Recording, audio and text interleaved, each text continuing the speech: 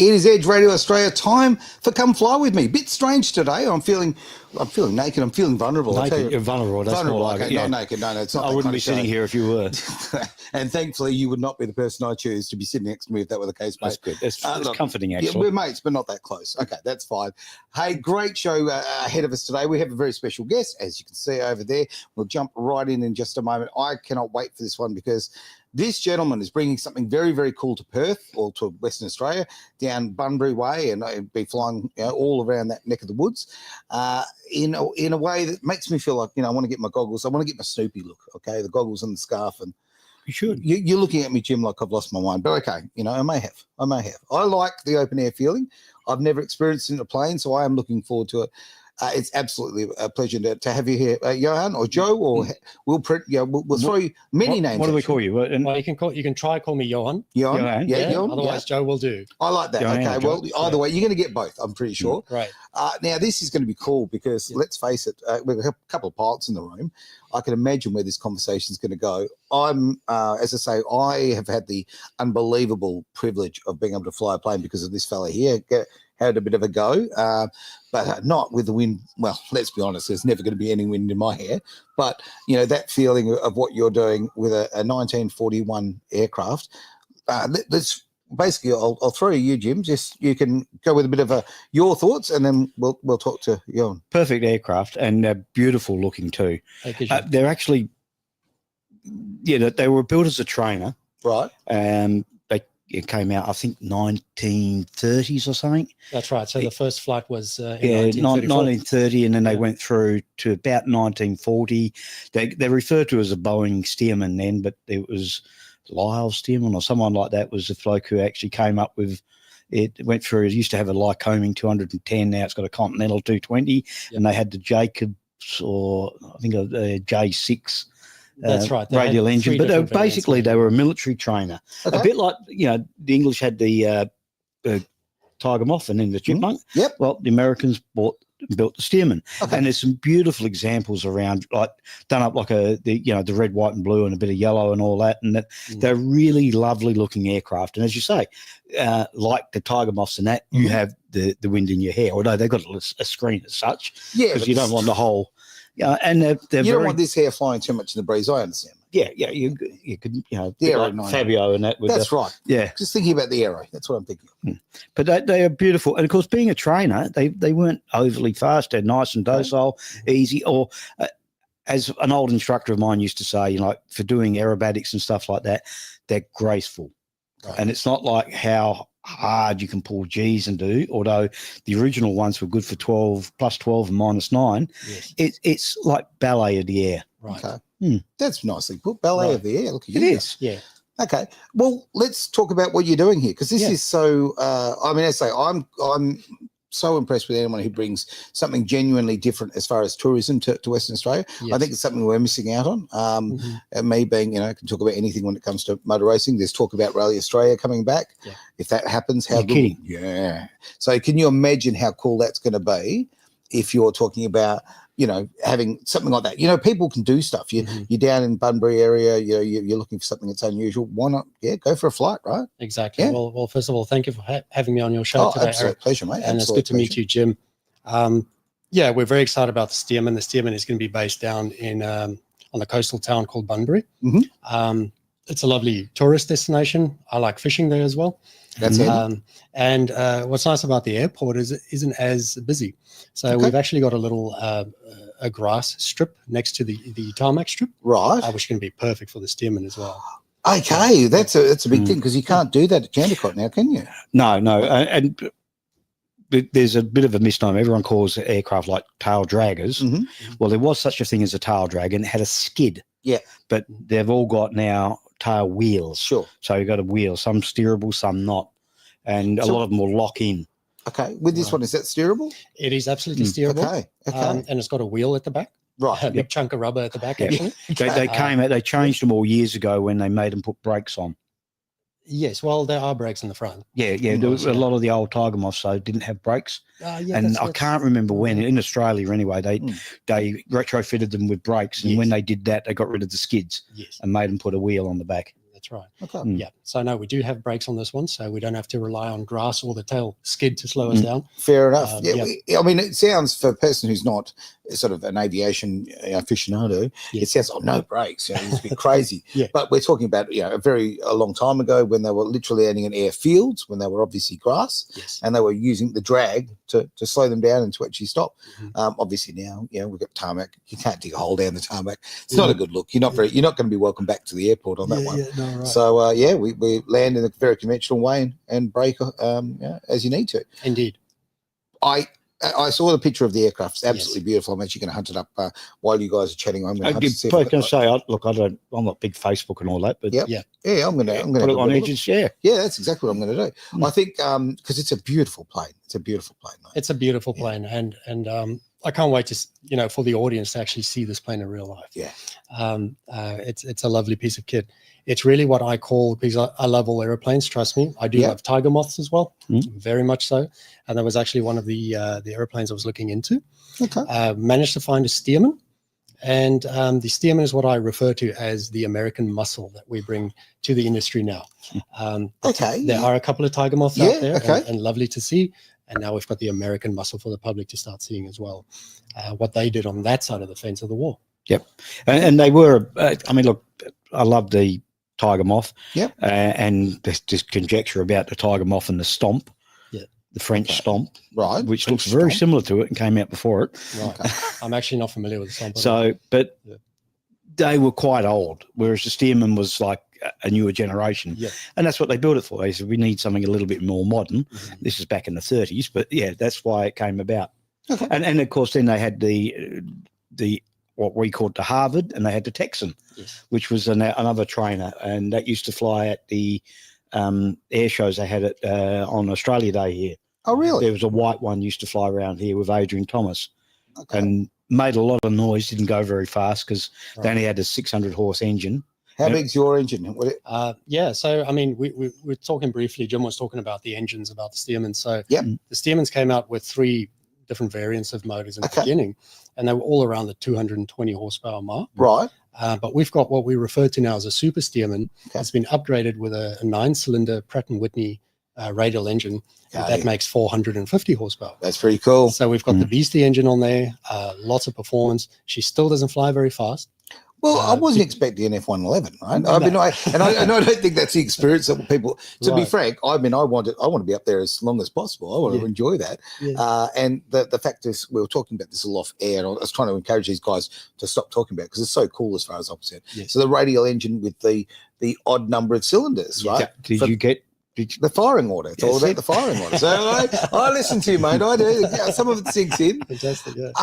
And I mean, the sound and the look of that is just. It's romance. It is. It's a bit like a Harley Davidson and that sort of thing. And that's a great. That's right. It kind of sounds like that in a way as well. Yep. I say that it doesn't have an exhaust; it has a gutter. It's got a very big exhaust, not too far from the front cockpit. Yeah, that would climb like a homesick angel. The part, and she does climb like a homesick angel. Yeah.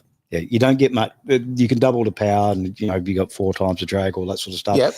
The engine power doesn't make things go a lot faster. Okay. But it will make it climb. Right. Okay. We'll just get there quicker, right? Yeah. I mean, being a biplane is such an unusual thing. It takes it right to that. And I've been showing you got to understand, my IT skills are very much, I struggle to spell IT. Okay. I'm not very good at this, but in the meantime, I've just snuck over and I'm going to bring the image of this beautiful plane up. So this is yours. Oh, you've got it. Yeah. Beautiful. That's your girl? Indeed. And when you see the thumbs up, if you could zoom into that picture on the thumbs up, you'll see how black my hands are because I've really been in the cockpit that day. Look, I got the picture up. I'll tell you right now, let's not push me by trying to zoom in on that. But what a beautiful plane that is. What a beautiful plane. Where did you get it from? Yeah, so it came from New Zealand, actually, from the airfield Omaka airfield there. They've got, I think they call themselves Classic, they call themselves Classic Aircraft Sales as well. There's a lot in New Zealand, Yeah, so that's on Blenheim, just on the South Island. Okay. That's why I managed to find it. I saw the large engine, the 450 on it, and I thought, that would be great. And I've actually been eyeing this airplane for quite a while. Right. Until we got our mindsets right to actually make a move, and ask more about it. It's great. And okay, you've come a long way here because you've got a history, obviously, in South Africa flying. Your grandfather, as I sort of understand, was quite the pilot as well, and quite the aviator, point to point. And That's right. Yeah. yeah. So he was involved. Which part of aviation? Well, he was in general aviation mostly. He started in the military. He actually flew Spitfires. Right. Yeah, he flew the Spitfire. Oh, just a bit cool. Just a bit. Just a bit cool Yeah. in the South African Air Force.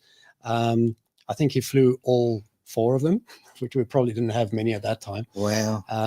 But I just remember him giving me an example of his logbook where it showed him doing a dive bombing practice run. And it was just very neat to see it, the comments section on the logbook where it said direct hit. Oh, he did that sort of thing. Yeah. I wonder where you got the passion. Yeah, Okay, exactly. So that's a big part of where the passion came from. Yeah.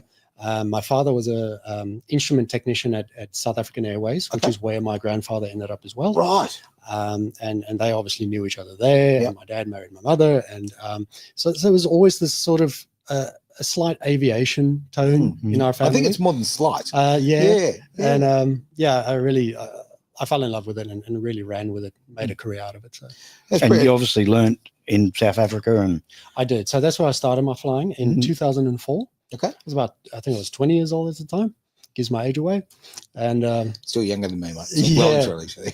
Right. So and it's always been general aviation for me. I didn't join the military, although I really wanted to. But life didn't take me that way. So what sort of aircraft did you fly in your career in South Africa? In South Africa, I mean, we'd start on a training aircraft from a 172, moving up into a caravan, Cessna caravan, flying my first turbine aircraft in the bush in Africa.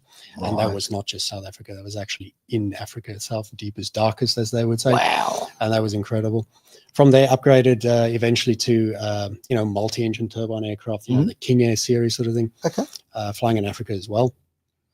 First jet was at a company called South African Air Link, which I think they're only called Air Link nowadays. And that's where I got my first regional airline job. Became a captain there eventually. So that was a great experience as well. From there, moved on to Emirates Airline and was fortunate enough to fly the Boeing 777 for nearly 7 years. beautiful aircraft, yeah. Lovely airplane. What a privilege, mate, wasn't it? What a privilege it was, yeah. And responsibility. This is just such a, I mean, what size of aircraft are we talking about, sort of passenger-wise? So on the Boeing 777, we carried, I think, and that was with everyone on board, so pilots, crew, and, all the passengers, we went up to 427. Wow. Souls on board. Okay. And we did fill it up, every seat. Unbelievable. On many occasions. Yeah. I'm guessing you're not landing that in the bush in Africa. No. Only if you have to. If you have to, yeah. Find a plane. That goes into a completely we did land in different. Africa though. Yeah. Like even we talk about like extended twin operations. Like when you're going out more than 2 or 3 hours away from an airfield, and everyone thinks, we're going over the ocean.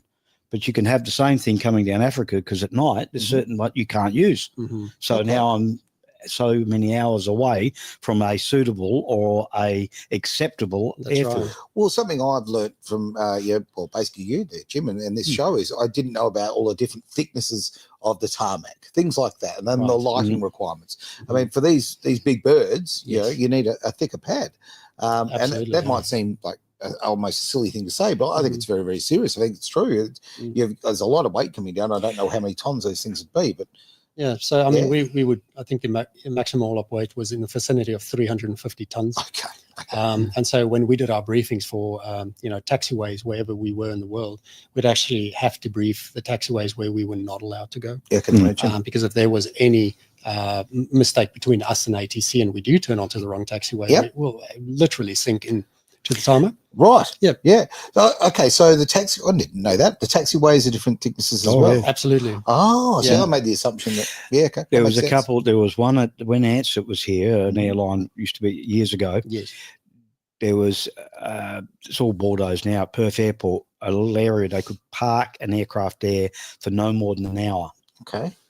And because it would sink. Because it would sink. And what would happen, it would sink in and make a little well with the wheels, and you'd bend the tow bar trying to push it out. No way. And when I was at Pierce years ago, they redid some more carports for them, and they did the concrete behind it, and they put a couple of the Hawk jet trainers there. Yes.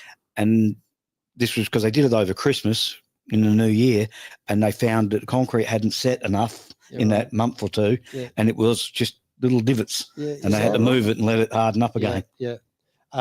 So we actually ran into that firsthand and if I remember correctly, it was in Thailand somewhere where we did have a soft tarmac. And as we were taxiing, I don't know, for you guys out there that do some off-road driving and on the beach, if your furrows are deep enough from the previous car, you could pretty much let go of the steering wheel. You're dragging the diff. Yeah. And the car's just going to follow the laneway, right? Well, we would do that in a 777 in Thailand, where you wouldn't really have to steer it on the taxiway because it would follow the pre-made grooves. You're kidding me. Properly, yeah. Wow. God. And a brilliant way of explaining it, to be honest. I mean, most of us have been in a four-wheel drive, I would think. Right. And exactly right. Let go of the wheels and off you go. And, exactly. But I'd never thought about that in something that weighs 350 tons. Yeah, that's it. So when they pushed us out of the bay, which they would do with, with the tug, that push us out, but we'd have to be on the ball and get our checklist done pretty quickly because we were literally sinking. Just because of that tarmac, the nature of that tarmac at that airfield. So we'd have to get everything done so we could start moving away from the tarmac. So it wasn't about trying to get out of the hole. It was more like, how much power are we going to add to get out of the hole, and what are we blowing away behind us with the large engines on the 777? The force. I mean, that's just could rip it up. Huge. It really, really could. And I love this because I think that you've been at that end of aviation, and the real big rigs, and I certainly, the responsibility of that size of aircraft and that many people and that many souls on board. I mean, that's beautifully put up, my head. I take that very seriously. Now, but that's the most disattached, I would think, because how slowly it moves and all that you would, I mean, you're not going to be doing aerobatics, with a 777. Sure. Now you've gone back to bare basics. It's almost like, you've gotten out of a limo and now you're on the back of a, Hayabusa, on a motorbike. And that's exactly as you say it. It's pretty much, the Boeing steerman. You think, it's easy for this airline pilot. He's flown all the big birds and now he's going to a steerman. It's actually it's a transition that I need to take very seriously. I agree. To not injure myself or anyone else. So what I do is I actually stay very active in the general aviation industry right now. Flying various types of smaller aircraft just to get the skills back. Well, it's such a thing. And as I say, I mean, baby steps for me, I know so little about this, but when Jim and I went for flying, as I say, he was generous or crazy to let me take the wheel, so to speak. Yes. But and for me, I have a different perspective. So former rally driver, you learn to drive in 3D, for want of a better way. You're used to the pitch, you're used to the sliding, you're used to the car doing all of these things that most people who drive a car don't experience. Now I got into a plane and then we were doing the trimming, and then I'm like, it felt like I was going to 4D. Do you know what I mean? It was a different element, and I thought I'd be I thought I'd be prepared. But even on a smaller, what I'm getting at is on a smaller aircraft, the trimming is so vital, and it changes so quickly. I felt anyway. It can do, but trimming it makes you fly more accurate. Okay. Well, that's right. Yeah. For me, it was a very interesting experience because, as I say, I literally felt like I was throwing another dimension in. And for people who aren't accustomed to that, if you're used to driving your car flat down the road and it's nice and smooth, it's very common. A lot of people, it is a different dimension. And the more you do it, the easier it becomes.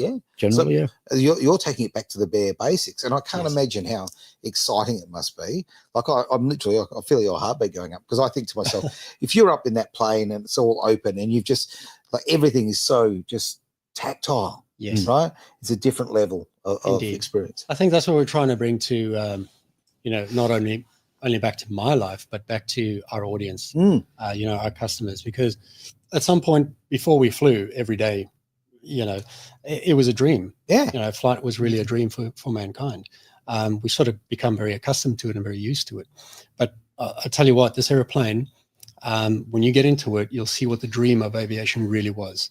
Someone had to go and build it, just like they had to build the first sailboat to cross an ocean.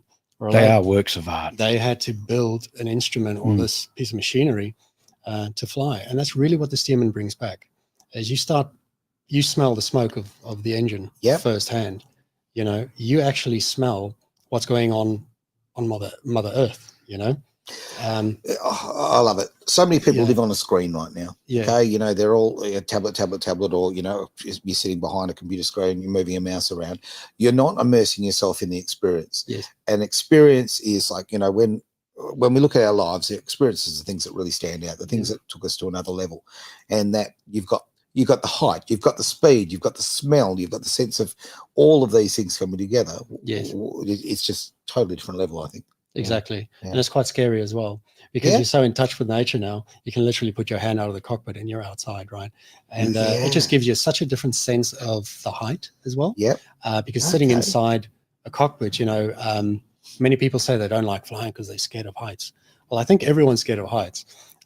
If you get into a normal cockpit, they normally, you know, you're enclosed and you feel comfortable, and you kind of lose that sense of height. Yeah. But when you get in the Stearman, yeah, you may feel it just that little bit more. You certainly don't feel it in a commercial aircraft. You just don't. Oh, it's just like getting on an aluminium tube. Yeah, that's right. I mean, I've had the pleasure again, or maybe it's pleasure, or maybe it's lunacy. You know, I've done a 15,000 foot skydive. Yeah. Which is something I've never done. Oh, there you go. You're on your own there too. Yeah, I know how you feel about it. Yeah. But I'm scared of heights. Right. And I'm not really, it sounds arrogant, but I'm really not scared of a lot in life. Like I'm pretty good in that department, but I don't like heights. And I remember getting in that little plane and sitting in the back and, you know, waiting for the jump. And when that door is open, okay, it just looking down, go, wow, look how high I am. Like this is, at 15,000 feet. It was just totally different because, the door is open. Like that's it. I'm looking out there. Really cool. Really cool. Yeah. Does a thought cross your mind where you're about to jump out of a perfectly good aeroplane? I said that exact statement. And then I didn't have to jump because someone gave me a shove. Sure. I wasn't ready, but I don't care. I mean, you did yours at Jurien? No, York. York, Brooklands, yeah, had a ball. Really enjoyed it. Would do it again. Don't know why I haven't done it again, but it's been. And I wanted to do the 15 because for me it was about the experience of falling as fast as I could for as long as I could. So I wanted to go, do it properly. But that was tandem though, wasn't it? Yeah. They're the safest ones to do. Yeah. They won't let you do it on your own. But they put this poor little 50-kilo guy on my back. I'll tell you right now, I was like I was wearing another backpack. Yes. And off we went. But again, it was the experience of being so raw, right? And they're very different experiences, I'm sure. But being in the aircraft and feeling that to an extent, I think it's something I absolutely want to do. Exactly. Yeah. Well, I'd love to take you. Well, geez, twist my arm. So you're doing trips in the Stearman. That's right, Jim. So what lengths of time or whatever? Yes, that's a good question. So my wife and I have been working on these packages and what we think, would be hotcake to sell. Mm-hmm. So we're going to have our entry-level flight of anything between 10 to 15 minutes. Now, this flight is not based on time-based what you're getting. It's about that rush of air through your hair. Okay. It's the experience you're going to get of being in the cockpit, hearing the engine, feeling the vibrations, and we're going to do a flight close to the airport. Yep. Which is going to be I like to call it a barnstormer flight. Well, Bunbury is very close to the city, the airport. It's right on top of each other, you're right on the coast, and it is pretty down that way. Very pretty. It's so pretty down there. So, so this entry-level flight I'm talking about is it's just going to blow your hair back. You're going to really get the sensation of what this thing is about at a very I'd say a very value price as well. And then we'll go up to about 45 minutes or so. Mm-hmm. I don't think we need to push it any further. Sure. So anything between, say, 10 to really blow your hair back. Yep.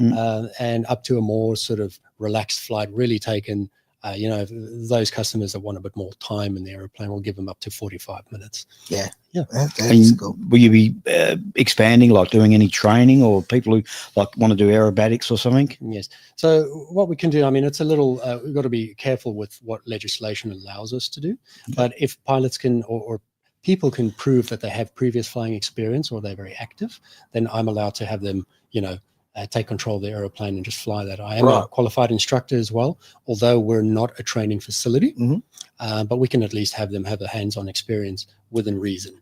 Yeah, of course.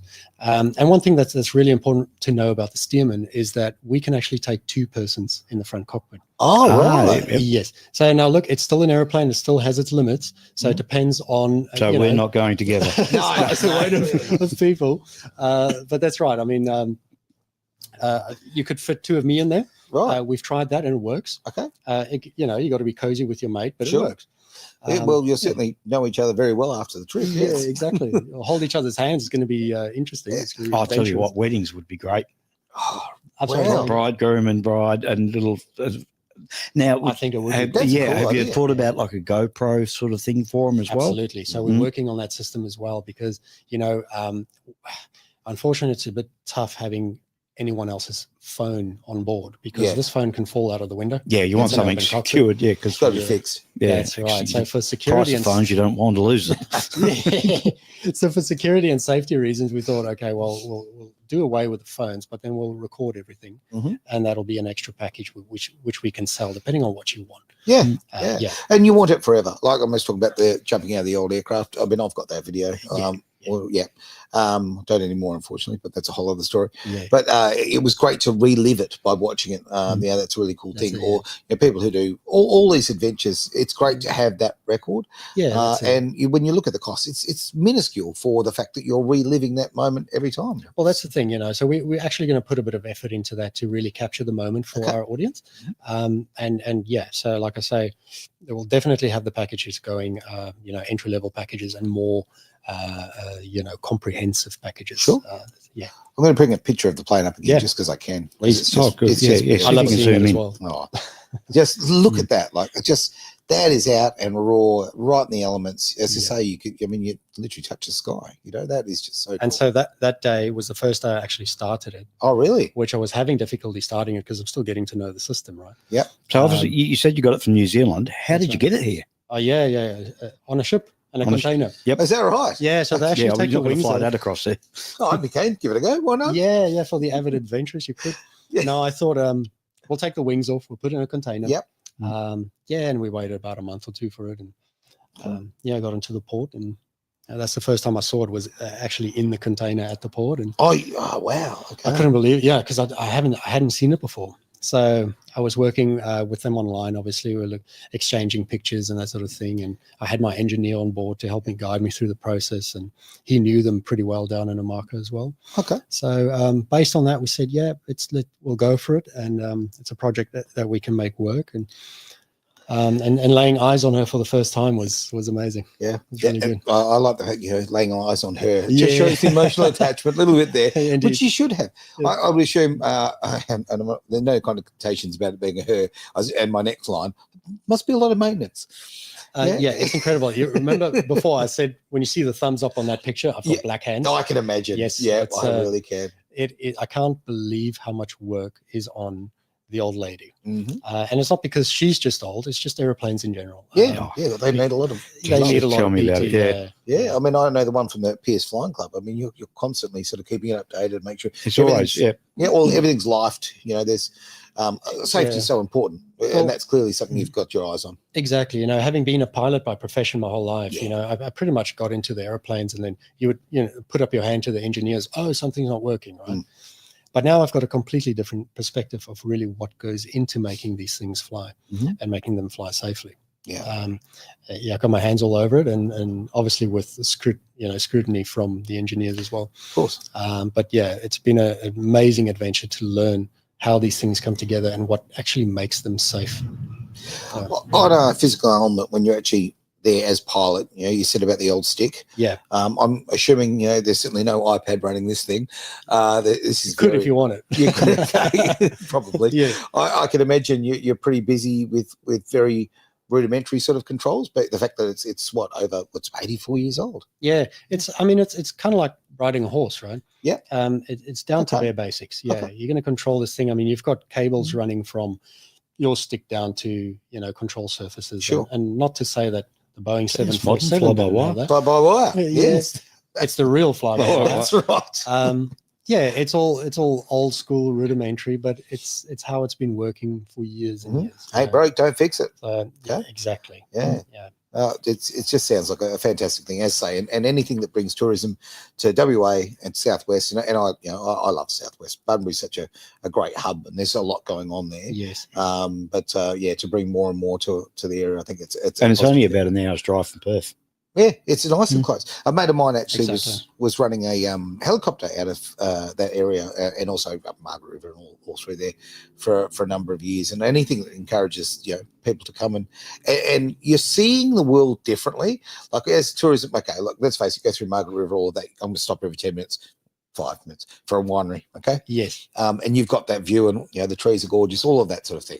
But when you see it from above, I remember, as I say, flying with Jim, and I'm looking at things that I used to see every single day. Yes. And I've never seen them look like that before. It does. Well, I like to say, it gives you perspective. Right? Yeah. It gives you a lot of perspective of the environment you live in. Yeah. It's just interesting to see. There's my house, or that's where we had breakfast this morning. Looking down on the street or wherever you are. I love the perspective of it. Yeah. I had a really strange moment once on a trip in a 737, right? So very disattached. I'm in the tub, Yes. but I had the window seat. And what are the chances of this? No joke. I saw 2 of my houses I lived on the same flight.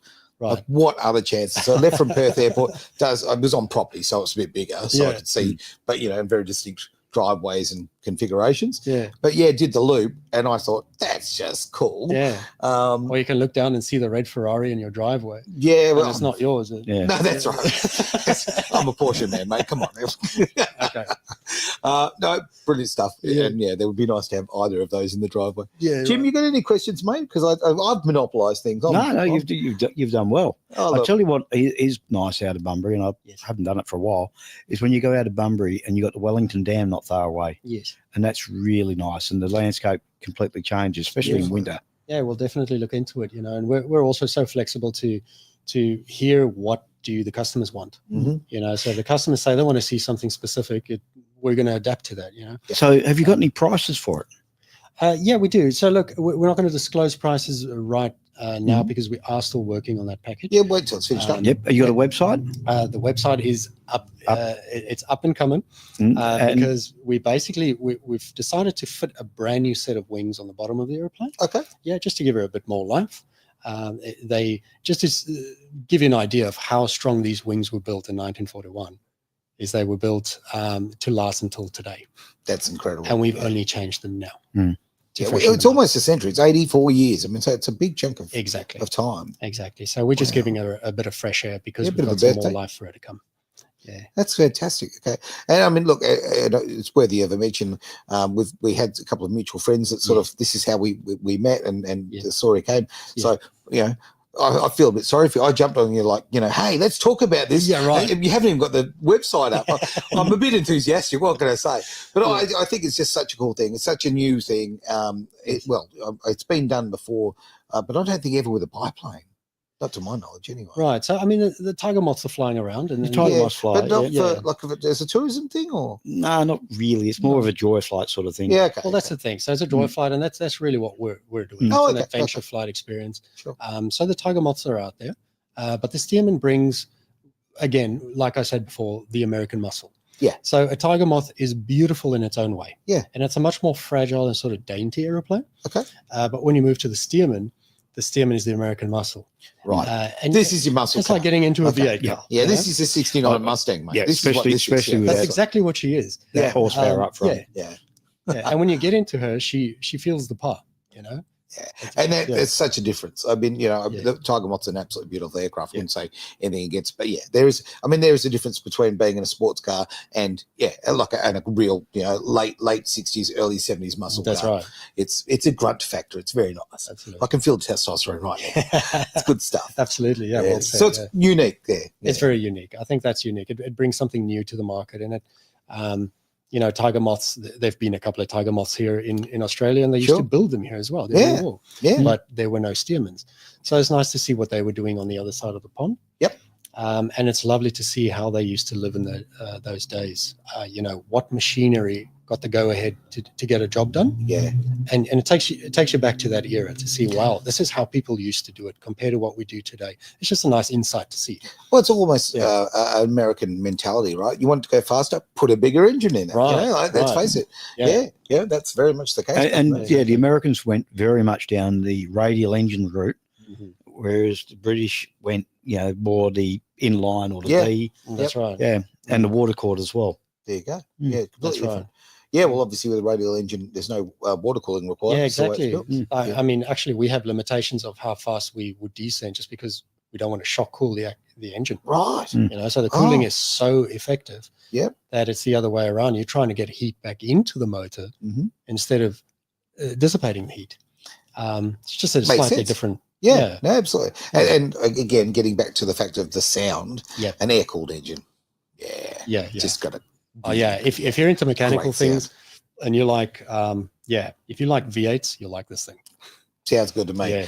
Literally, sounds good to me. Yeah. In the meantime, until your website's up, any inquiries or anything, just very happy to pass them on. So just get in touch with us here at edgeradioaustralia.com. We've got a little bit there. You can press the button and put a comment in, and away we go, or on the socials, all that sort of stuff. But I'm the moment you're ready, I am in that car. I am down to Bunbury. I'm checking this thing out. I appreciate that. Thank you, Aaron. It's going to be great. I would love to have you there. Absolutely. Look, Yeah, I'll be pleasure, there mate. too. Yeah. Thank you, Jim. I might even take the cutlass down and we'll go together or something. Deal. All right. I'm going to mate. strap you in tight, Jim. I'm taking you. But we're not in the front together, mate. Not a chance. No chance. No, No. not a It side could of have your- another 500 horse that still won't get off the ground. That's right. You're right. Johan, really great to have you here, mate. And again, the name of the business is It's Open Air Adventure Flights. fantastic. And the website will be up and going in the next couple of weeks, I'm sure. Quick as that. And you've been watching Come Fly With Me here on Edge Radio Australia.